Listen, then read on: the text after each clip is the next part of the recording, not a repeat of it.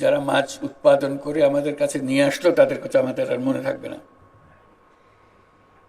আজকের দিনটা তাদের মনে করিয়ে দেওয়ার জন্য। তারা কি প্রতিকূল অবস্থার মধ্যে আমাদের জন্য বাছাই করা মাছগুলো টাটকা অবস্থায় পরিবেশন করার জন্য ব্যস্ত থাকে। একজনের কাহিনী তো শুনলাম তার নিজের মুখে পদক নেওয়ার আগে,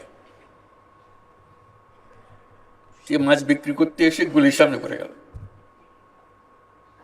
বেচারা সারা রাত এই মাছের পেছনে ছিল, কোথায় চট্টগ্রাম থেকে সে এখানে এসছে।